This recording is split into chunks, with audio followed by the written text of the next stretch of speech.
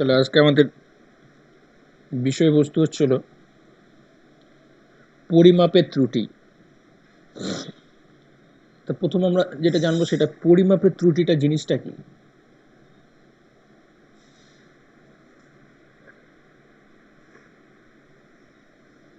আমরা যখন একটা ভৌত রাশি পরিমাপ করি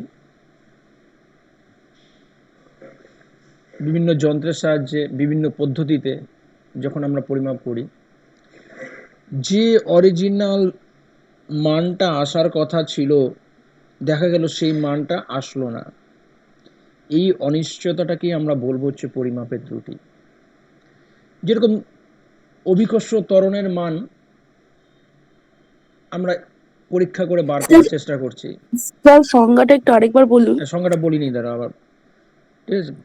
আমরা অভিকর্ষ ত্বরণের মান পরীক্ষা করে বার করার চেষ্টা করছি, তাতে ধরো 980 আসার কথা কিন্তু আমাদের 982 আসলো। তাহলে এই যে আমাদের অরিজিনাল মানটা আসলো না, এই অনিশ্চয়তাটাকে আমরা বলবো ছিল পরিমাপের ত্রুটি। তাহলে সংজ্ঞাটা আমরা এইভাবে দিব, কোনো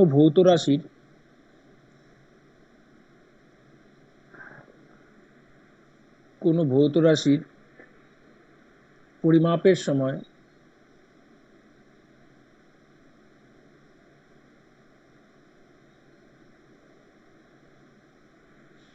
হ্যাঁ, বিভিন্ন তারপর? কারণে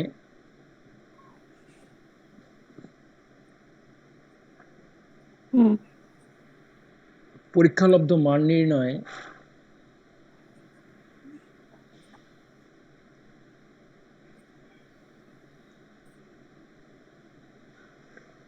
হুম।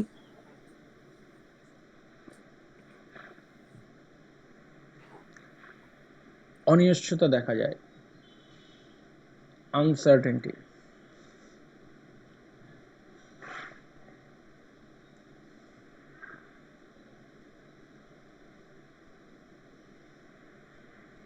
একে পরিমাপের ত্রুটি বলে।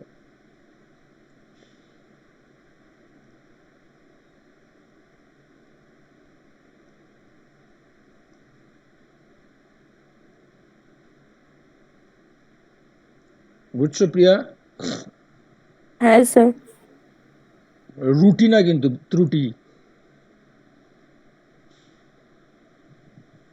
তাহলে কোনো ভৌত রাশি পরিমাপের সময় বিভিন্ন কারণে পরীক্ষালব্ধ মান নির্ণয়ে যে অনিশ্চয়তা দেখা যায় তাকে আমরা বলবো পরিমাপের ত্রুটি। অর্থাৎ প্র্যাকটিক্যাল করে অরিজিনাল মান না আসাটাকেই আমরা বলি হচ্ছিল এরর বা ত্রুটি। তাই ত্রুটিকে আমরা দুটো ভাগে ভাগ করব।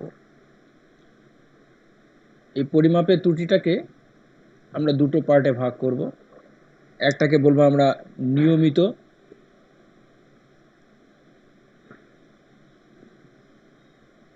নিয়মিত বা পদ্ধতিগত ত্রুটি।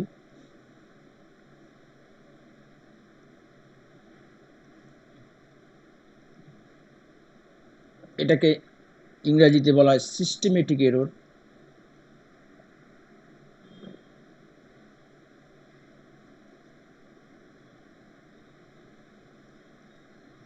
আর আরেক ধরনের ত্রুটি আছে, সেটাকে বলি আমরা অনিয়মিত ত্রুটি।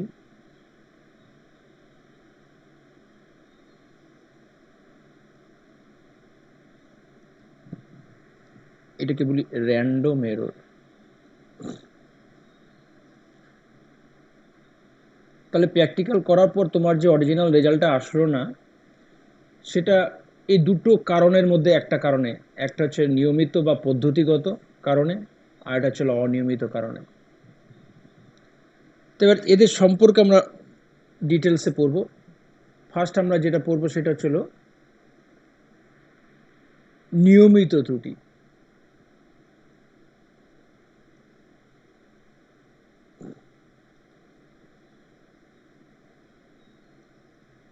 বা সিস্টেমেটিক এরর।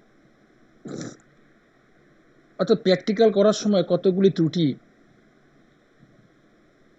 পদ্ধতিগত কারণের জন্য চলে আসে, বা প্র্যাকটিক্যাল করার সময় কতগুলি ত্রুটি নিয়মিত চলে আসে। অর্থাৎ যখনই প্র্যাকটিক্যাল করো তখনই এই ত্রুটিগুলি অটোমেটিক্যালি চলে আসে। এই ত্রুটিগুলিকে যেহেতু নিয়মিতভাবে আসে এই ত্রুটিগুলি, সেই জন্য এই ত্রুটিগুলিকে আমরা নিয়মিত ত্রুটি বলবো, বা পদ্ধতিগত ত্রুটির জন্য এই ত্রুটি আসে বলে এটাকে পদ্ধতিগত ত্রুটিও বলা হয়। তাহলে এটা সঙ্গে আমরা এইভাবে দিতে পারি, কোনো ভৌত রাশি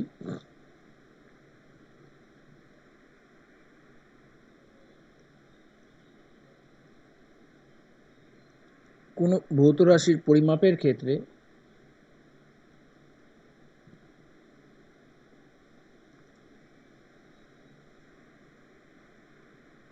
পদ্ধতিগত কারণে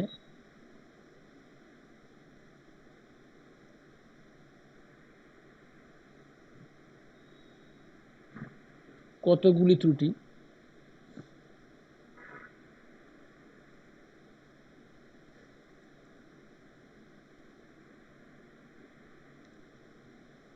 হয়, যার ফলে পরীক্ষালব্ধ মান নির্ণয়ে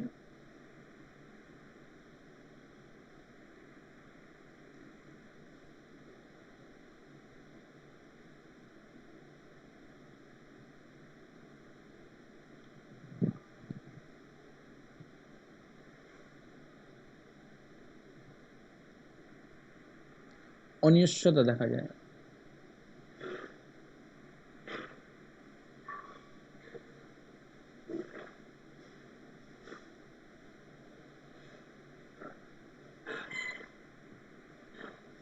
একে নিয়মিত ত্রুটি বলে।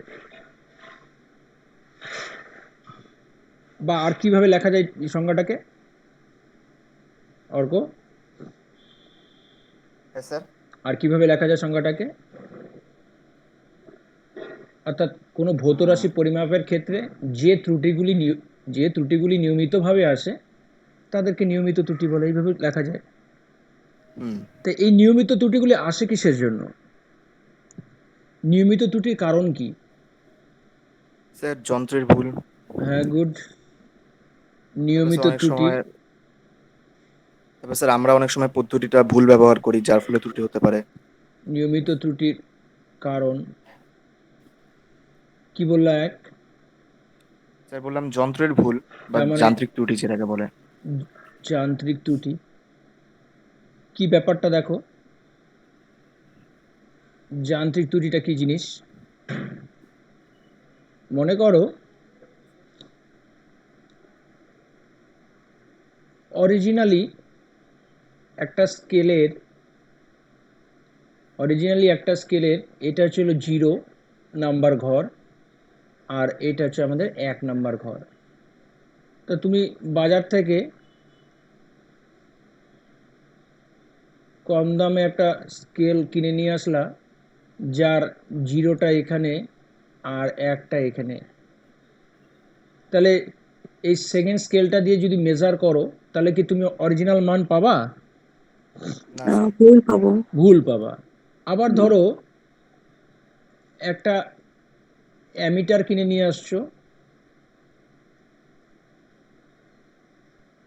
যে অ্যামিটারের কাঁটাটা থাকার কথা হচ্ছিল শুরুতে 0 নম্বর ঘরে, কিন্তু কাঁটাটা শুরুতে 0-র থেকে কিছুটা আগে আছে। তা মনে করো কারেন্ট যখন 5 অ্যাম্পিয়ার যাবে, তখন কাঁটাটা অরিজিনালে যাওয়ার কথা কোথায়? 5-এর ঘরে। কিন্তু ও কি 5-এর ঘরে যাবে?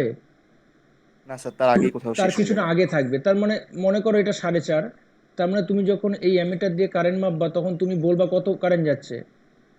4.5 অ্যাম্পিয়ার। 4.5। 4.5। কিন্তু সেটা তো 4.5 না, সেটা অরিজিনালি কত তাহলে? 5। 5 5। অ্যাম্পিয়ার। তার মানে তোমার ভুল হয়ে গেল মেজারমেন্টে। তাহলে এই ধরনের ত্রুটিকে আমরা বলবো যান্ত্রিক ত্রুটি। তা কেউ বলো তো, যান্ত্রিক ত্রুটি কি আমরা দূর করতে পারি? পারি। হ্যাঁ স্যার পারি। স্যার যান্ত্রিক পারবো ত্রুটি তো। আমরা দূর করতে পারি। তার জন্য আমাদের কি করতে হবে? ভালো কোম্পানির যন্ত্র কিনতে হবে, ঠিক আছে? দরকার হলে একটা যন্ত্রের বদলে আমরা 2-3টা যন্ত্র দিয়ে মেজার করতে পারি, যাতে এই ত্রুটিটা দূর হয়। এরপরে আসে হচ্ছিল পর্যবেক্ষণ ত্রুটি।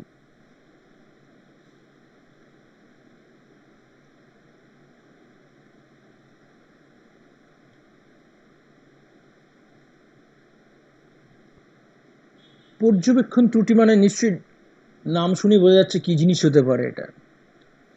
হ্যাঁ অর্থাৎ স্যার আমাদের চোখের ভুল। চোখের ভুল, দেখার ভুল, ঠিক আছে, চোখের ভুল, দেখার ভুল,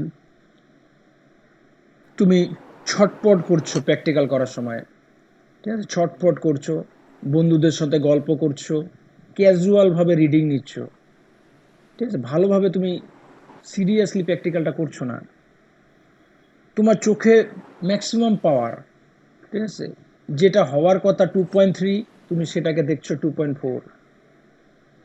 অথবা এরকম হতে পারে যে রিডিং নেওয়ার সব মানে সব সময় লম্বভাবে রিডিংটা নিতে হয়, তুমি সাইড থেকে রিডিংটা দেখছো, তাহলে এইসব কারণে পর্যবেক্ষণ ত্রুটি আসতে পারে।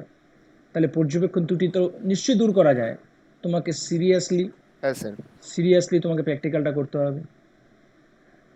প্র্যাকটিক্যালটা করার সময় একবার পাঠ না নিয়ে 4-5 বার পাঠটা নাও, যাতে যদি কোনো কারণে একবার ভুল হয়ে থাকে সেটা যেন মিনিমাইজ হয়ে যায়। একা রিডিং না নিয়ে বন্ধুদেরকে সাথে নিয়ে রিডিং নাও, বলে একটু দেখে যা তো রিডিংটা ঠিক আছে নাকি, তাহলে এই ত্রুটি দূর করা যায়। পরিবেশগত ত্রুটি,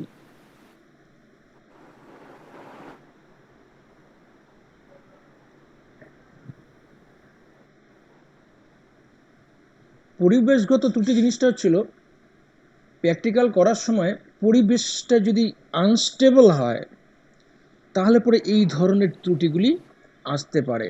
অর্থাৎ যখন তুমি প্র্যাকটিক্যাল করছো তখন মনে করো ঘরের অর্থাৎ পরিবেশের উষ্ণতা, আপেক্ষিক আর্দ্রতা, বায়ুর চাপ, ভূচুম্বক প্রাবল্য, এগুলি যদি মনে করো পরিবর্তন হয় তাহলে তোমার পাঠেরও পরিবর্তন হতে পারে, ঠিক আছে। তুমি একই পাঠ মনে করো প্রথমেও নিতে হবে প্র্যাকটিক্যালটার, আবার শেষেও নিতে হবে, কিন্তু প্রথমে মনে করো যে আমাদের টেম্পারেচারটা ছিল, আমার প্র্যাকটিক্যাল যখন শেষ হচ্ছে তখন টেম্পারেচারটা চেঞ্জ হয়ে গেছে ঘরের, তাহলে পরে আমি যে জলের মনে করো ঘনত্ব মাপবো, তাহলে প্রথম যখন আমাদের টেম্পারেচারটা ছিল তখন যে জলের ঘনত্বটা ছিল, আবার পরবর্তীতে যদি আবার জলের ঘনত্বটা মাপতে হয় তখন কিন্তু ঘনত্বটা চেঞ্জ হয়ে যাবে যদি টেম্পারেচার চেঞ্জ হয়। বোঝা গেল ঘটনাটা?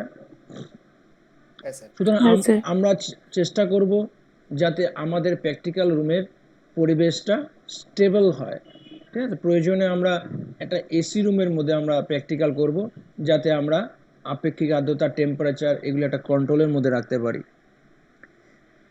তাহলে এই দুটিও চেষ্টা করলে দূর করা যায়। এরপর হচ্ছিল আমাদের পরীক্ষা পদ্ধতির অনিয়মের জন্য ত্রুটি। কি জিনিস এটা? পরীক্ষা পদ্ধতির অনিয়মের জন্য ত্রুটি।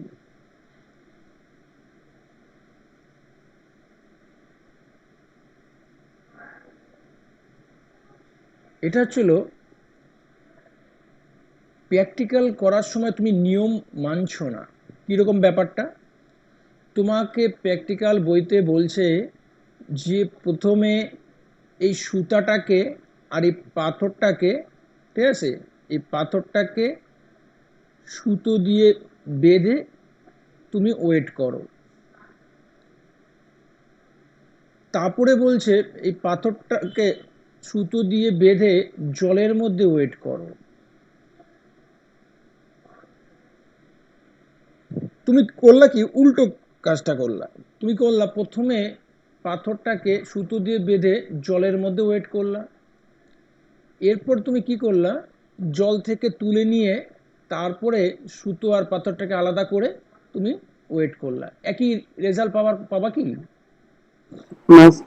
না, কারণ হচ্ছে সুতার গায়ে জল লেগে জল আছে। লেগে আছে। তার মানে কি হচ্ছে, পরীক্ষা যে পদ্ধতিটা আছে, যেইভাবে প্র্যাকটিক্যাল করতে বলছে সেইভাবে যদি তুমি প্র্যাকটিক্যাল না করো, তুমি নিজের মতন করে মন গড়া প্র্যাকটিক্যাল করো, তাহলে তোমার অরিজিনাল রেজাল্ট আসবে না। তাহলে এই যে আমরা ত্রুটিগুলি বললাম, এই ত্রুটিগুলি হামেশাই প্র্যাকটিক্যাল করার সময় চলে আসে। আমরা যখন প্র্যাকটিক্যাল করি এই ত্রুটিগুলি নিয়মিতভাবে বা হামেশাই চলে আসে, এই জন্য এই ত্রুটিগুলিকে নিয়মিত ত্রুটি বলি। যেহেতু এই নিয়মিত ত্রুটিগুলির কারণ আমাদের জানা, সেই জন্য নিয়মিত ত্রুটিগুলি আমরা দূর করতে পারি। কিন্তু নিয়মিত ত্রুটিগুলি দূর করা সত্ত্বেও দেখা যাচ্ছে আমার প্র্যাকটিক্যালের রেজাল্টটা আসছে না। নিয়মিত ত্রুটিগুলি দূর করা সত্ত্বেও আমি দেখছি আমি অরিজিনাল মান পাচ্ছি না, তাহলে নিশ্চয়ই কি আছে, কোনো অনিয়মিত হ্যাঁ, কোনো ত্রুটি। অজানা কারণ আছে, ঠিক আছে, সেই অজানা কারণে এই যে ত্রুটিটা আসছে, এই ত্রুটিটাকে আমরা বলেছিলাম অনিয়মিত ত্রুটি। যেহেতু নিয়মিত ত্রুটির তুমি কারণ জানো, নিয়মিত ত্রুটিকে তুমি দূর করতে পারবা, কিন্তু অনিয়মিত ত্রুটির যেহেতু কারণ জানো না, অনিয়মিত ত্রুটি বা র্যান্ডম এরর তুমি দূর করতে পারবে না। অর্থাৎ তুমি নিয়মিত ত্রুটি দূর করেও তুমি প্র্যাকটিক্যালের অরিজিনাল মানটা নাও পেতে পারো। তাহলে অনিয়মিত ত্রুটি, তাহলে কি বলবো? স্যার পরিমাপের সময় কতগুলি ত্রুটি আসে যাদের আমরা নির্ণয় করতে পারি না বাহ, বা তাদের অনিয়মিত বা ত্রুটি, তাদেরকে নিবারণ করতে পারি না, এদের অনিয়মিত ত্রুটি বলে। তার মানে আমরা বলতে পারি কোনো ভৌত রাশির সময়, কোনো ভৌত রাশি পরিমাপের সময়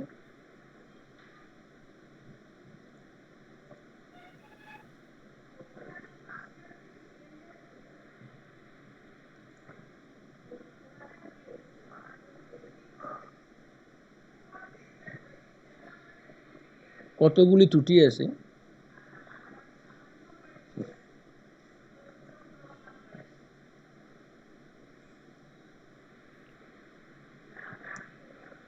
যাদের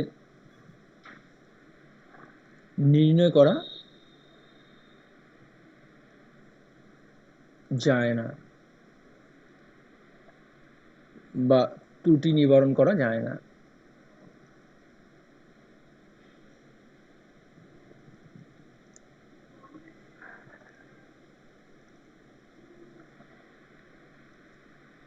এই ধরনের ত্রুটিকে আমরা বলবো অনিয়মিত ত্রুটি।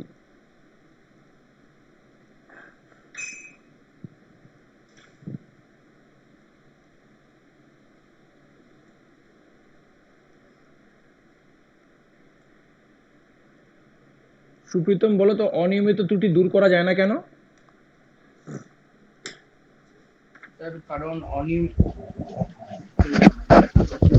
কারণ অনিয়মিত ত্রুটি যেটা হয় সেটার কারণটা জানা যায় না যে বাহ, কেন ত্রুটিটা হচ্ছে, তাহলে সেজন্য দূর করে। যেহেতু আমরা কারণই জানি না, তাহলে কেমন করে দূর করবো? এরপরে হচ্ছিল আমাদের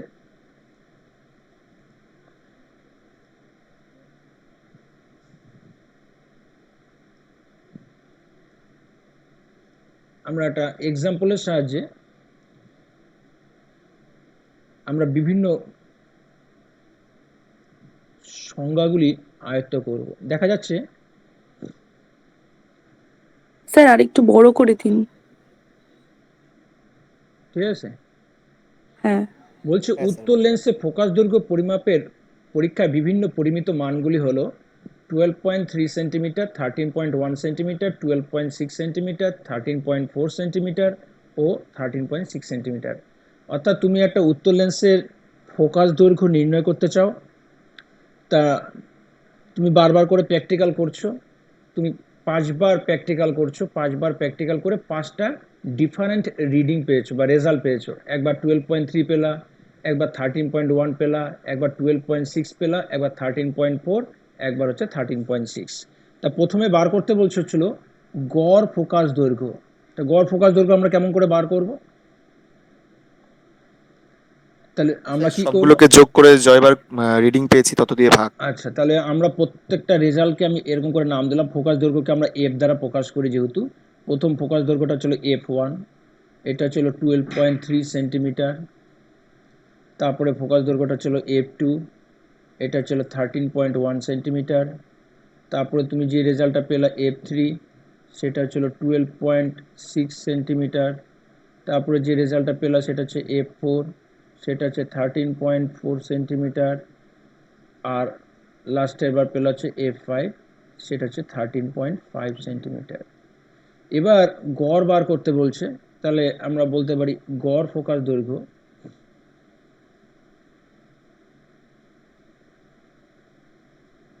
গড় ফোকাস দৈর্ঘ্য, এই গড় যে আমরা বার করি, এটাকে আমরা বলি হচ্ছিল অরিজিনাল ভ্যালু আর কি, সঠিক মান। এটাকে বলি আমরা পরিমাপের সঠিক মান বা প্রকৃত মান। এটা মনে রাখবা, গড়টাকে আমরা বলি হচ্ছিল সঠিক মান,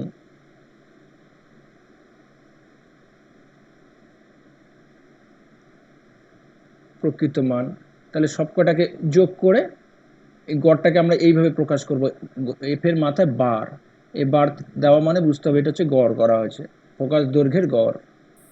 তাহলে এটা হচ্ছিল আমাদের 12.3, 13.1 প্লাস 12.6 প্লাস 13.4 প্লাস 13.5, এই সব কটাকে যোগ করে কত দিয়ে ভাগ করব? স্যার 5। 5 দিয়ে ভাগ করব। করলে পরে আমার গড় ফোকাস দৈর্ঘ্য আসবে হচ্ছিল এখান থেকে 13.0 সেন্টিমিটার। তাহলে আমাদের সঠিক মান বা গড় মান বার হয়ে গেল। তাহলে এটি ছিল ওদের 1 নাম্বার কোশ্চেন। এবার বলছে গড় পরম ত্রুটি বার করো। তাহলে প্রথম কাজ হচ্ছে পরম ত্রুটি বার করতে হবে, তারপরে তাদের গড় করতে হবে। তা পরম ত্রুটি বার করার নিয়মটা কি? প্রতিটি, স্যার গড় মানটার থেকে ওইটার মানটা বিয়োগ করলে। তাহলে প্রতিটি পাঠের, ঠিক বলছো একদম, প্রতিটি পাঠের পরম ত্রুটি, প্রতিটি পাঠের পরম ত্রুটি কেমন করে বার করতে হয়? গড় মানটা যেটা আসে আর কি, এই গড় মান থেকে ওই পরিমিত মানটা বিয়োগ করতে হয়। মাইনাস করতে হবে, হ্যাঁ।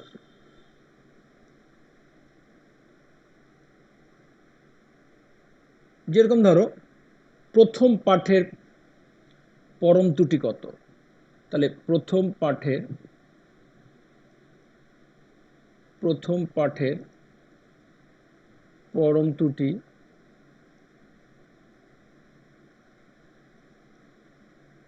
এটাকে নাম দিলাম আমি ডেল্টা F1, নাম নিয়ে অত টেনশন করে লাভ নাই।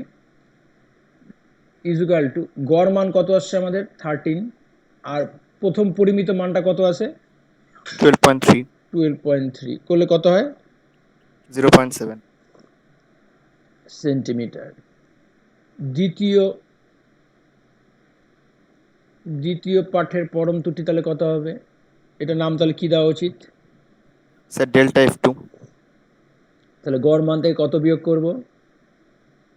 স্যার এবার 13.1 বিয়োগ করুন, তাহলে কত হবে? যেটা হবে আপনার মাইনাস 0.1। 0.1। Minus 0.1 centimetre. তৃতীয় পাঠে পরম ত্রুটি ডেল্টা F3। ডেল্টা F3, এটা কত হবে? 0.4 semi. 0.4। 13 minus 12.6 equal to 0.4 centimetre. চতুর্থ পাঠে সেটা হবে -0.4। -0.4। বাহ, 13 মাইনাস 13.4 ইকুয়াল টু মাইনাস কত হয়? 0.4। 0.4 সেন্টিমিটার। আর পঞ্চম পাঠে স্যার পঞ্চম পাঠে হবে -0.5। 13.6 মাইনাস ডেল্টা 0.6।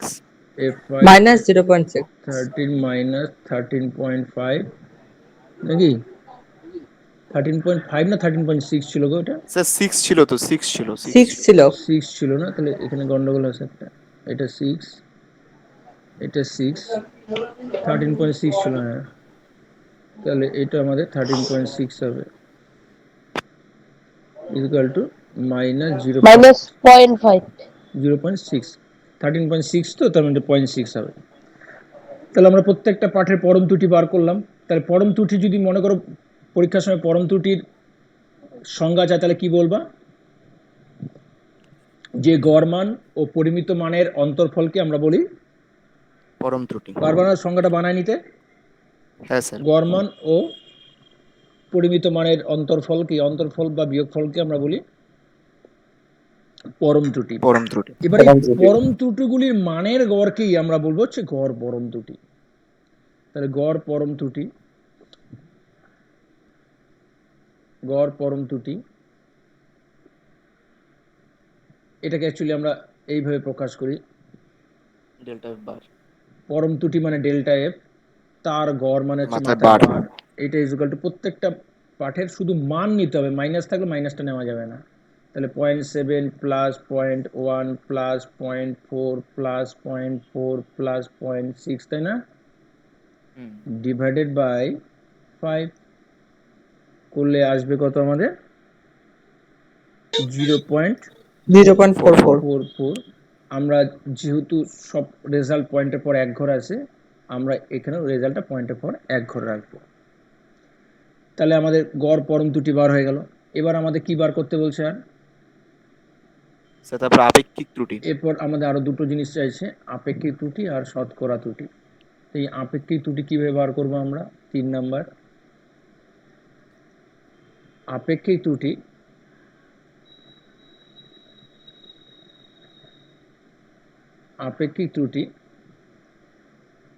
এটা হচ্ছিল কিভাবে বার করতে হয়। এই যে গড় পরম ত্রুটি যেটা আসছে, গড় পরম ত্রুটি, এটাকে ওই যে গড় মানটা যে আসছে এই গড় মানটা দিয়ে ভাগ করতে হয়।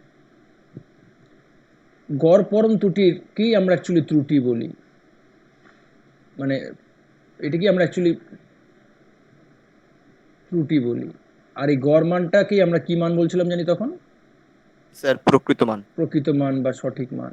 অর্থাৎ ত্রুটি আর সঠিক মানের অনুপাতকে আমরা বলি হচ্ছিল আপেক্ষিক ত্রুটি। তাহলে পারবা না পরীক্ষার সংজ্ঞা দিতে? হ্যাঁ স্যার। যদি বলে আপেক্ষিক ত্রুটি কাকে বলে, তাহলে কি বলবা? বলতে হবে স্যার গড় পরম ত্রুটি বা ত্রুটি ও প্রকৃত মানের অনুপাতকে বলা হয় আপেক্ষিক ত্রুটি। আচ্ছা, তাহলে ত্রুটি কত আসছিল আমাদের? স্যার 0.4। 0.4। আর সঠিক মান কত আসছিল? 13। সঠিক মান আসছিল 13। তাহলে গড় মান আসছিল আমার, আপেক্ষিক মান আসছিল 0.03। এই আপেক্ষিক ত্রুটিকে যদি তুমি শতকরায় প্রকাশ করো তাহলে সেটাকে বলবো শতকরা ত্রুটি। তাহলে শতকরা ত্রুটি কাকে বলে? যে আপেক্ষিক ত্রুটিকে শতকরায় প্রকাশ করলে তাকে আমরা বলি শতকরা ত্রুটি। তাহলে শতকরা ত্রুটি ইকুয়াল টু আপেক্ষিক ত্রুটি ইন্টু 100। আপেক্ষিক ত্রুটি ইন্টু 100, অর্থাৎ আমরা বলতে পারি 0.03 ইন্টু 100 মানে কত পার্সেন্ট? 3%। তাহলে আমি আবার একবার একটু দেখে নিই। তাহলে প্রকৃত মান বা সঠিক মান কাকে বলে? অর্থাৎ প্রতিটি পরিমিত মানের গড়কেই আমরা বলবো সঠিক মান। ওই F1 F2 এগুলো হচ্ছে পরিমিত মান। তারপরে যদি বলি পরম ত্রুটি কাকে বলবো?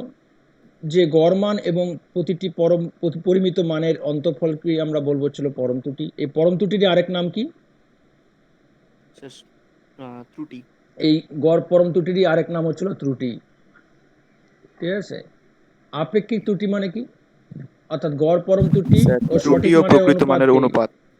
আর শতকরা ত্রুটি মানে হচ্ছে আপেক্ষিক ত্রুটিকে যদি আমরা 100 দিয়ে গুণ করি, 100 দিয়ে গুণ করি বা শতকরা প্রকাশ করি তাকে বলবো শতকরা প্রকাশ ত্রুটি। করি তখন এবার শতকরা কোশ্চেনটা ত্রুটি। আমাদের বলছে যে ফোকাস দৈর্ঘ্যকে পরম ত্রুটি ও শতকরা ত্রুটির মাধ্যমে প্রকাশ করো। তাহলে ফোকাস দৈর্ঘ্য এটাকে আমরা এফ দ্বারা প্রকাশ করি। এই ফোকাস দৈর্ঘ্য ইকুয়াল টু আমাদের সঠিক মান কত আসছিল? 13.0। 13.0। আর আমাদের ত্রুটি কত আসছিল? পরম ত্রুটি 0.4 না? 0.4। আমাদের 0.4 আসছিল ত্রুটি।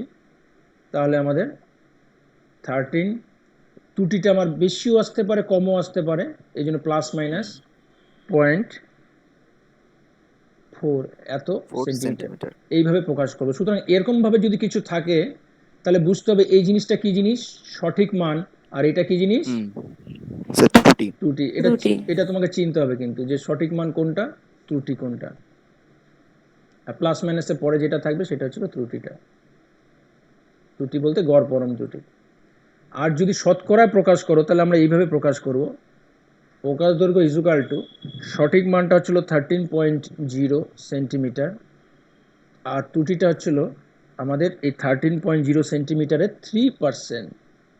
তুমি যদি এইটা 3% করো, এটা 3% করলে দেখবো 0.4 আসবে। তাহলে এইভাবে আমরা একটা অঙ্কের মাধ্যমে দেখলাম পরম ত্রুটি কাকে বলে, গড় পরম ত্রুটি কাকে বলে, আপেক্ষিক ত্রুটি কাকে বলে, শতকরা ত্রুটি কাকে বলে। আমরা এই সংজ্ঞাগুলিও আমরা এখান থেকে দেখে নিলাম এবং এদেরকে কিভাবে বার করতে হয় সেটাও আমরা দেখে নিলাম। এবার হচ্ছিল ত্রুটির সমবায়। ত্রুটির সমবায় জিনিসটা কি জিনিস?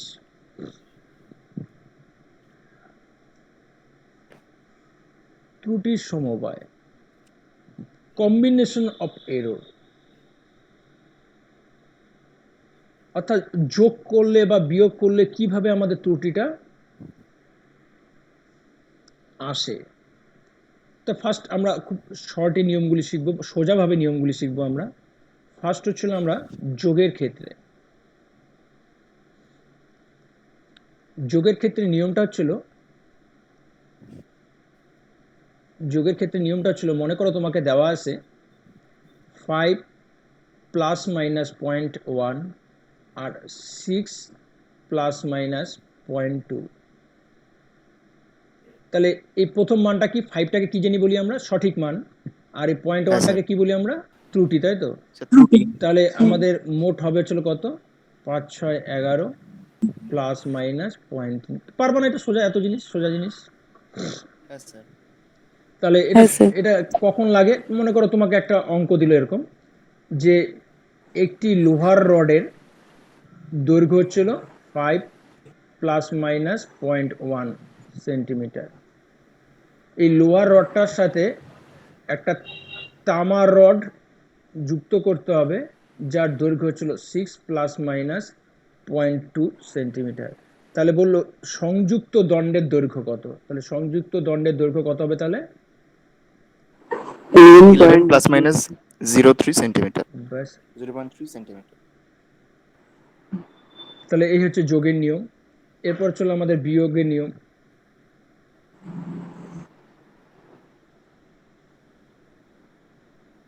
বিয়োগের ক্ষেত্রে কি হয়,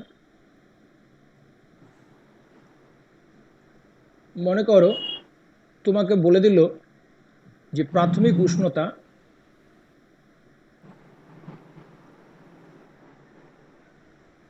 উষ্ণতা তোমাকে বলে দিল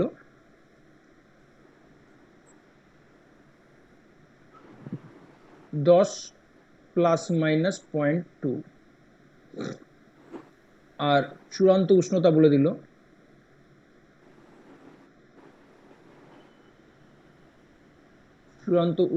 দিল তোমাকে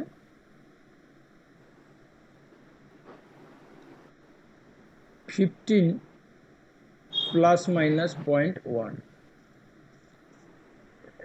ডিগ্রি সেলসিয়াস আছে। তাহলে বলো তো উষ্ণতার পরিবর্তন তাহলে কি হবে? তাহলে উষ্ণতার পরিবর্তন, চূড়ান্ত উষ্ণতা মাইনাস প্রাথমিক উষ্ণতা। বাহ, তাহলে উষ্ণতার পরিবর্তন হচ্ছে চূড়ান্ত উষ্ণতা 15 প্লাস মাইনাস 0.1, এটার থেকে আমাকে বিয়োগ করতে হবে চলো 10 প্লাস মাইনাস 0.2। শোনো, বিয়োগের নিয়মটা হচ্ছিল এই যে আমাদের সঠিক মানটা আছে, সঠিক মানগুলি বিয়োগ হয়, অর্থাৎ 15 থেকে 10 বিয়োগ করলে 5। কিন্তু আমাদের এই যে ত্রুটিগুলি আছে বিয়োগের ক্ষেত্রেও ত্রুটিগুলি যোগ হয়। ত্রুটি কখনো আমার ক্যালকুলেশনের মাধ্যমে কমাতে আমরা পারবো না, তাহলে তো সবাই ক্যালকুলেশন করে ত্রুটি কমিয়ে দিতে পারে। তাহলে বিয়োগের ক্ষেত্রে আমাদের নিয়মটা কি হবে, যে ত্রুটিগুলি আছে সেই ত্রুটিগুলি যোগ করতে হবে। তার মানে আমার প্লাস মাইনাস এই 0.1 আর 0.2 যোগ করলে কত হবে, 0.3। 0.3 তার মানে সঠিক মানগুলি তুমি বিয়োগ করবা, কিন্তু ত্রুটিগুলি কিন্তু যোগ হবে। নিয়মটা মনে রাখতে হবে, ভুল না হয় জানি। এরপর হচ্ছিল গুণের নিয়ম। গুণের নিয়ম কি আছে আমাদের, একটু অন্য ধরনের নিয়মটা।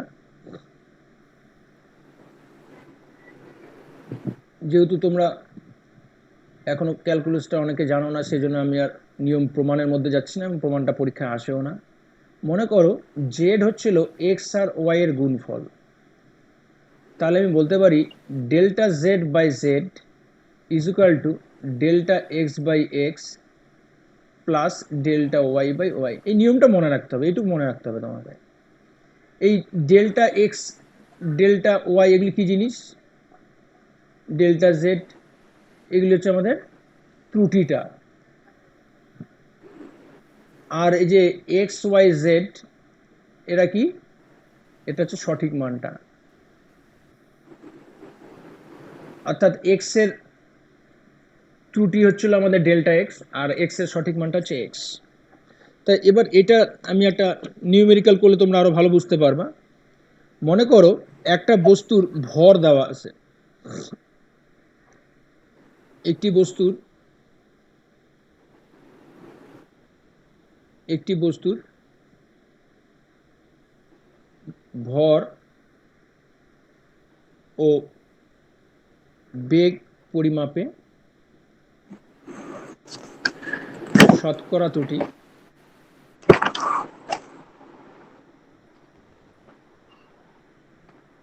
1% ও 2% হলে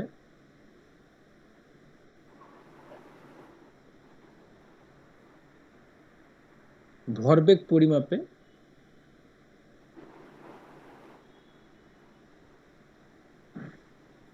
শতকরা ত্রুটি কত?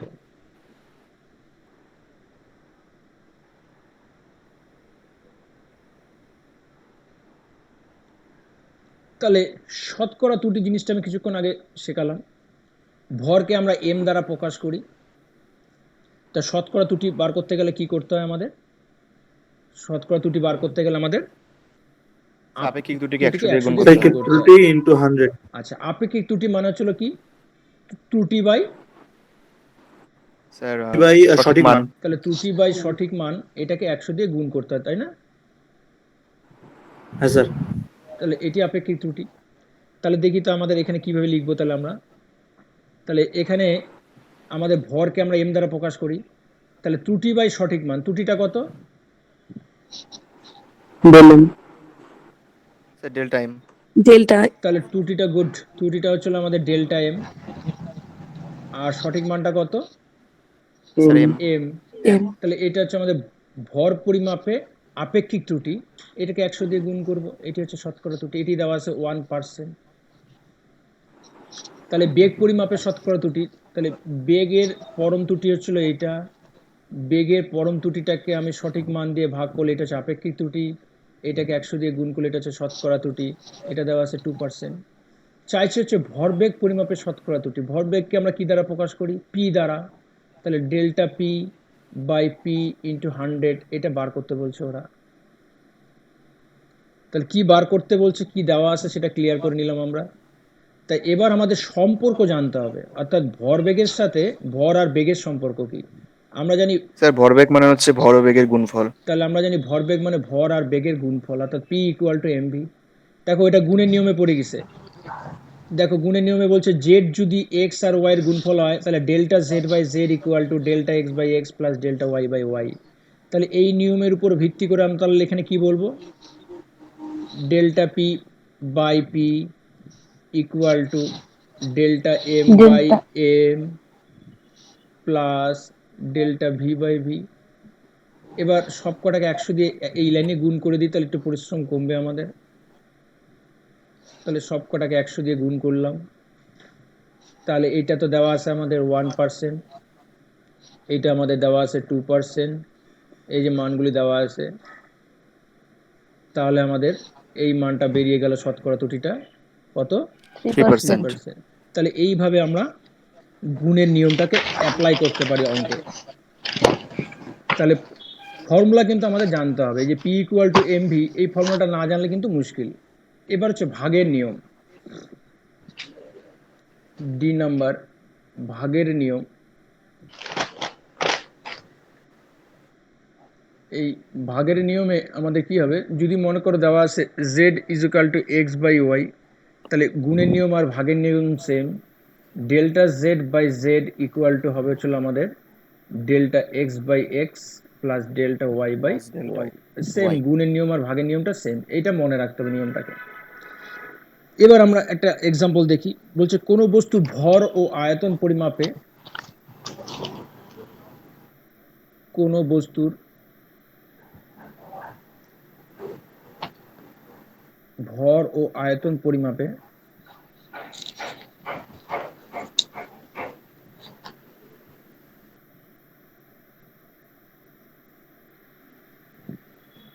শতকরা ত্রুটি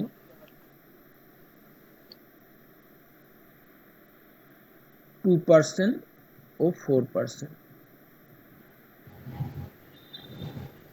তাহলে ঘনত্ব পরিমাপে শতকরা ত্রুটি কত?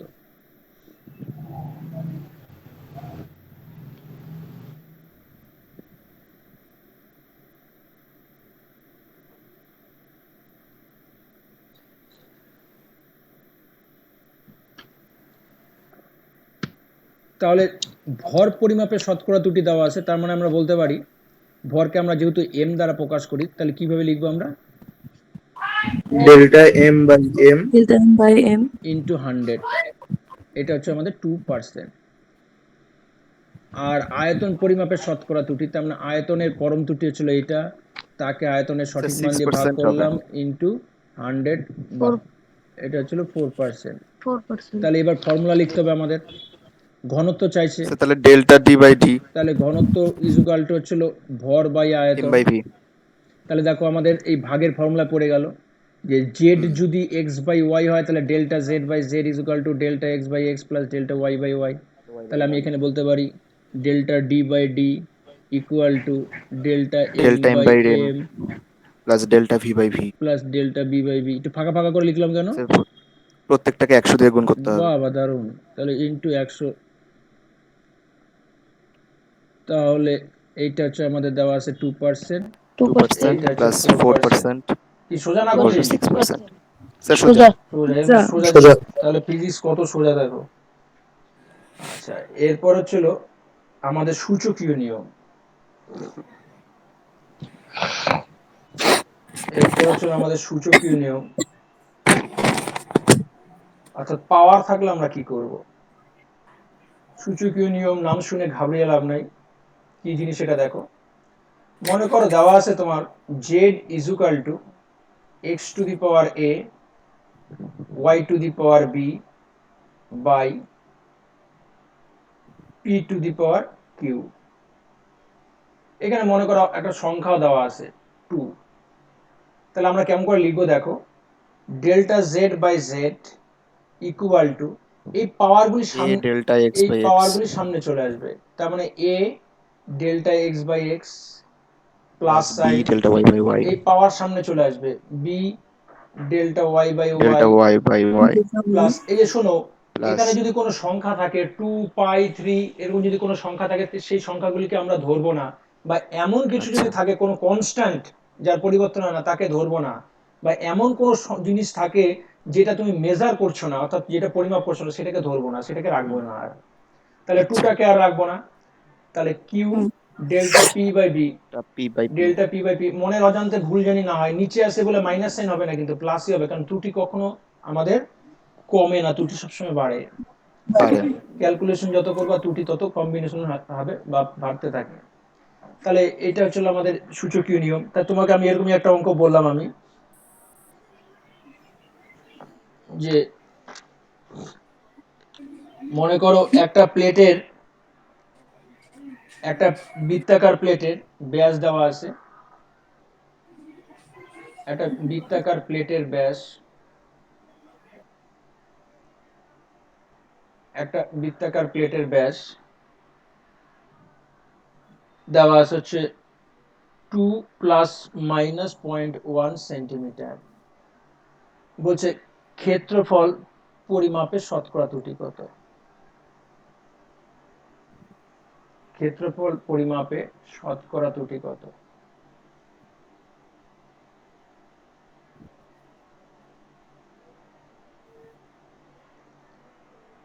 তা প্রথম হচ্ছে আমাদের ফর্মুলা লিখতে হবে, একটা বৃত্তাকার প্লেটের ক্ষেত্রফল চাইছে, ব্যাস দেওয়া আছে, তাহলে ক্ষেত্রফল যদি a হয় তার সাথে ব্যাসের সম্পর্কটা ছিল এরকম sir A equal to pi D square by 4।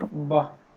তাহলে এবার আমাদের ত্রুটিটা কি হবে, delta a by a A by A is equal to, শোনো এই যে পাই আর 4 এগুলোকে আমরা রাখবো না বলছি, কনস্ট্যান্ট করে রাখবো না, তাহলে 2 ডেল্টা ডি বাই ডি, পাওয়ারটা ডেল্টা ডি সামনে বাই চলে ডি। আসলো, দুই পাশে 100 দিয়ে মাল্টিপ্লাই করে দিই যেহেতু শতকরা চাইছে, ইজ ইকুয়াল টু 2, এই ডেল্টা ডি কত দেওয়া আছে, এই যে এইটা হচ্ছিল ব্যাসের ত্রুটি আর এটা হচ্ছে সঠিক মান। আমি তখন এই জন্য শিখেছি যে চিনতে হবে কোনটা ত্রুটি কোনটা সঠিক মান। তাহলে 0.1টা হচ্ছিল আমাদের ত্রুটি আর সঠিক মানটা হচ্ছিল 2 ইন্টু 100%, তাহলে কত আসবে, স্যার 10%। 10%। তাহলে এইভাবে আমাদের ত্রুটির সমবায়ের যে ছোট ছোট অঙ্কগুলি সেগুলি আমরা করব। এরপর আমাদের যেটা আছে সেটাকে আমরা বলবো, মানে যে জিনিসটা করবো সেটা হচ্ছে সার্থক সার্থক বা তাৎপর্যপূর্ণ অঙ্ক সংখ্যা। সিগনিফিকেন্ট তাৎপর্যপূর্ণ অঙ্ক সংখ্যা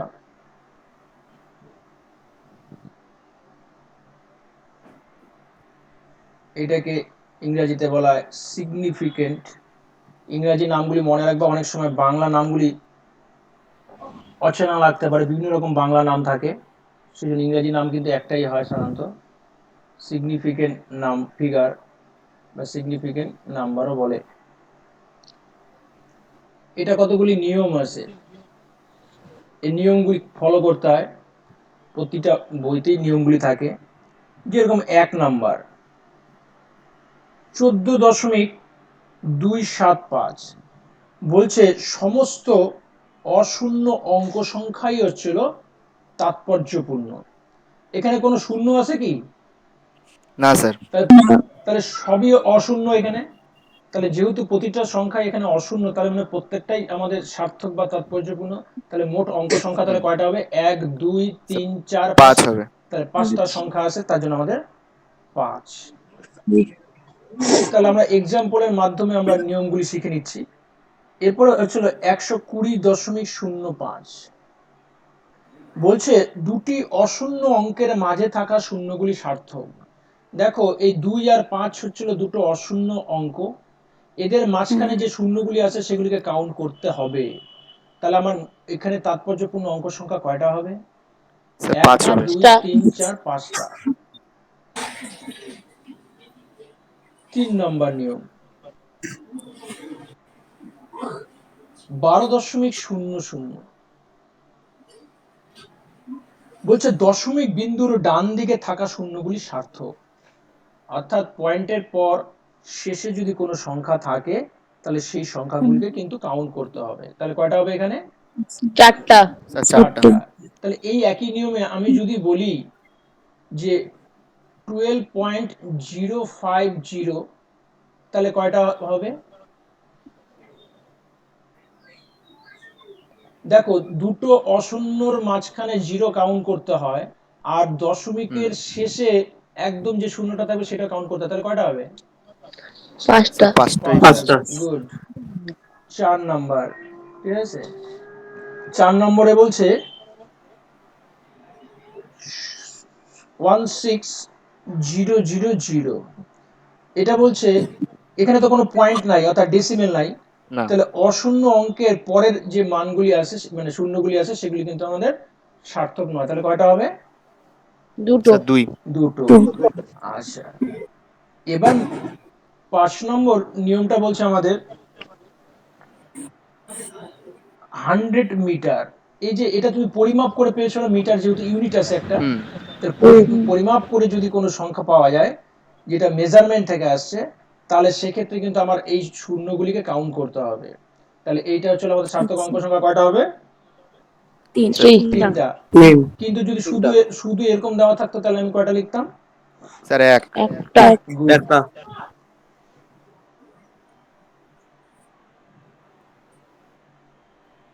তাহলে আমরা একটা লিখতাম, তাই তো? হুম।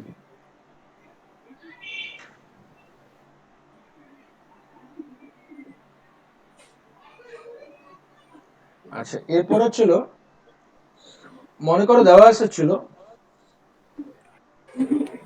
0.46 বলছে দশমিক বিন্দুর বাম দিকে অবস্থিত শূন্যগুলি সার্থক নয়। অর্থাৎ তাহলে কয়টা হবে এখানে? দুটো। দুটো। দুটো। কিন্তু যদি এরকম থাকতো তাহলে যেহেতু অশূন্য অঙ্কের 4টা। মাঝখানে আছে তাহলে স্যার 4টা। তাহলে কিন্তু কাউন্ট করতে হবে। 4টা। তাহলে কাউন্ট করতে হবে। আর লাস্ট নিয়ম সেটা হচ্ছিল 0.0046। এটা কয়টা হবে? স্যার 2টো হবে। 4টা। আচ্ছা, যেহেতু আমাদের এখানে কোনো অশূন্য অঙ্ক মাঝখানে শূন্যগুলি নাই, তাহলে এগুলিকে কাউন্ট করব না। তাহলে কয়টা হবে? দুটো। স্যার 2টো হবে। দুটা। আচ্ছা, যদি মনে করো কখনো এরকম থাকে, পাওয়ার থাকে 6.023, যেটা অ্যাভোগাড্রো যেটা আর কি 23, তাহলে এটা কত হবে? এই এই পাওয়ার টাওয়ার গুলিকে নিয়ে চিন্তা করে লাভ নাই, এটাকে নিয়ে চিন্তা করো কত হবে? স্যার তাহলে 4টা। চারটা। বাস, তাহলে সার্থক অঙ্ক সংখ্যা তো শিখে গেল, তাই না? হ্যাঁ স্যার। এবার সার্থক অঙ্ক সংখ্যা ক্ষেত্রে আমাদের রাউন্ডিং করা দরকার হয়, তাহলে রাউন্ডিং অফ কেমন করে করবা? রাউন্ডিং অফ ছোটবেলায় করছো, রাউন্ডিং অফ নিয়মটা হচ্ছিল, মনে করো 12.654, বলো তো আমি যদি এখানে রাউন্ডিং করি, মানে পয়েন্টের পর 2 ঘর রাখতে চাই, তাহলে কত হবে এটা? স্যার 12.65। 12.65, অর্থাৎ 5-এর কম আসলে পরে এখানে যদি 5-এর কম থাকে তাহলে আগে যা আছে তাই থাকবে, তাই না? হ্যাঁ। আচ্ছা, এটা যদি মনে করো এরকম থাকে 12.657, তাহলে কি তাহলে হবে? 12.66 হবে। 12.66 12.66। তাহলে 1 যোগ হবে।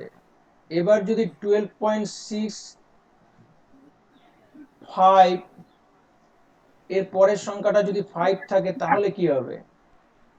স্যার আমরা তো তাহলে যোগ 12.65। করছি। 12.65 666। 66। আচ্ছা, যদি মনে করো এই যে এটা যেহেতু 5 আছে, ঠিক আছে, 5 এর পরে এখানে আমাদের 5 আছে, ঠিক আছে, তাহলে এই 5টাকে বাদ দিতে হবে, তাই না? হ্যাঁ। তাহলে এই 5টা বাদ দিতে গেলে পরে চিন্তা করতে হবে যে এর আগে যে সংখ্যাটা আছে সেই সংখ্যাটা যুগ্ম না অযুগ্ম। তাহলে এখানে এই সংখ্যাটা যুগ্ম না অযুগ্ম? অযুগ্ম। অযুগ্ম। তাহলে অযুগ্ম। অযুগ্ম হলে 1 যোগ হবে, ঠিক আছে? এটা হচ্ছে আমাদের অযুগ্ম। আর যদি আমাদের এরকম দেওয়া থাকতো 12.645, তাহলে এটা হচ্ছে আমাদের যুগ্ম। তাহলে যুগ্ম হলে পর আমাদের যা আসছে সেইভাবে ছেড়ে দিতে হবে। আর লাস্ট নিয়ম হচ্ছিল 12.6751, আমি এখানে রাউন্ডিং করতে চাই, তাহলে এই লাস্টে যদি কোনো সংখ্যা থেকে থাকে তাহলে পরে সবসময় আগের সংখ্যার সঙ্গে 1 যোগ করবো, তাহলে কত হবে? 12.68। বলুন। এরপরে ছিল আমাদের তাৎপর্যপূর্ণ অঙ্ক সংখ্যার ভিত্তিতে যোগ বিয়োগ। স্যার হ্যাঁ, সেই লাস্টে দাঁড়াও, কি বলুন? কোনটা গো? মানে এই যে স্যার লাস্টে যে উদাহরণ। এই যে 12.645, এখানে আমরা কি করছি, এটা যুগ্ম বলে আমরা কি করলাম 12.64 লিখলাম, তাই না? এবার হ্যাঁ। এটা যদি এরকম থাকে 12.645, তারপর একটা সংখ্যা থাকে, তাহলে পরে আর কোনো কিছু করার দরকার নাই, চোখ বন্ধ করে 1 যোগ করে দিব। আচ্ছা আচ্ছা, লাস্টে সংখ্যা থাকলে ওটাকে নিতে হবে আর কি। সার্থক ঠিক আছে। অঙ্ক সংখ্যার ভিত্তিতে যোগ। সার্থক অঙ্ক সংখ্যার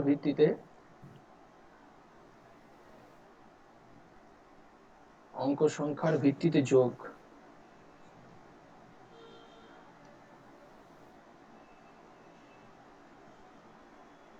যোগ আর বিয়োগ একই নিয়ম, হ্যাঁ, যোগ বিয়োগের ক্ষেত্রে কি নিয়ম দেখো, মনে করো তোমাকে দেওয়া আছে 4.32, আর দেওয়া আছে হচ্ছে তার সঙ্গে 2.347, এই নিয়মগুলি ফলো করবা, যে কোনো নিউমেরিক্যাল দিলে পরেই এই নিয়মের মধ্য থেকেই আসবে।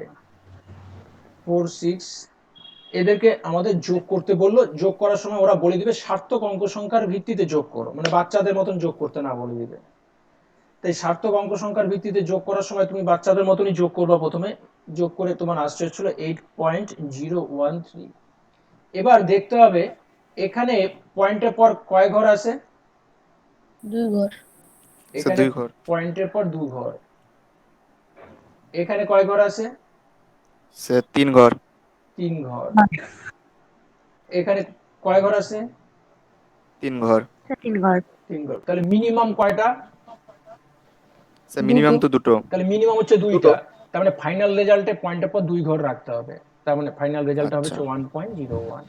এবারে এই 2 ঘর রাখতে গেলে এটা যদি মনে করো 5 বা তার উপরে থাকে তখন তাহলে আমরা যে 1 যোগ করতে যেরকম করে রাউন্ডিং অফ করতে সেইভাবে করে নিব, বোঝা গেল? হ্যাঁ হ্যাঁ স্যার। তাই এই হচ্ছে আমাদের যোগের নিয়ম, বিয়োগের নিয়মটাও সেম, ঠিক আছে? এবার হচ্ছিল তাৎপর্যপূর্ণ অঙ্ক সংখ্যার ভিত্তিতে বা সার্থক অঙ্ক সংখ্যার ভিত্তিতে